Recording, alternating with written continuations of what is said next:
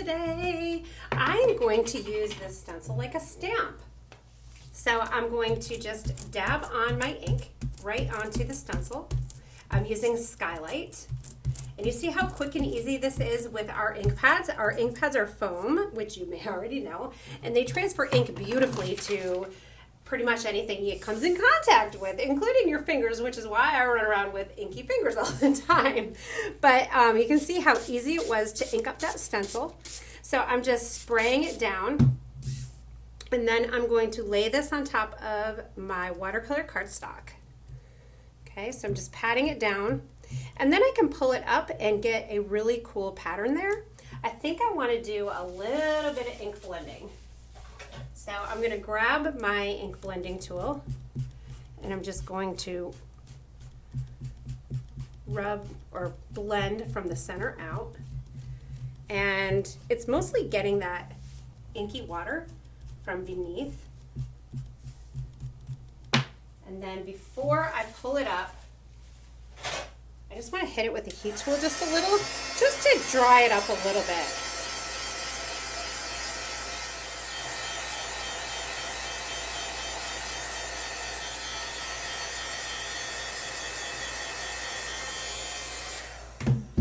I'm going to grab a paper towel and kind of dab that up a bit.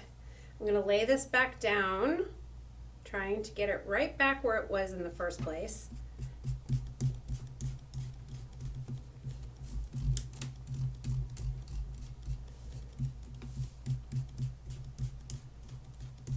Okay, we'll pull that up again. I'm getting a really cool look here. Now I'm going to set the technique piece aside to dry while I work on some pieces for the embellishing of the card. So the first thing I'm going to do is grab my Versamark ink pad. I'm choosing the largest star from our new Starlights Die stamp set, and I'm just going to stamp it, and then of course we need to emboss it. So I'm grabbing my Aladdin embossing glitter, which I'm totally in love with, and we'll just cover that star, and then we'll heat set it. Look, oh my goodness gracious, look at how gorgeous that is. So it just takes a quick minute to heat up, and that embossing glitter turns to a liquid and then dries, and you have a sparkly, gorgeous embossed star. So next up I want to do my sentiment, and I'm going to take my green tea ink pad and I'm just going to run it across my white cardstock to make green tea cardstock. And then our ink stays a little wet for a little bit, so I'm going to grab my EK Success powder tool and just wipe that down. That's going to ensure that my cardstock is all dry. And then I'm going to use my sentiment, Wish Upon A, and I'm going to emboss that in white.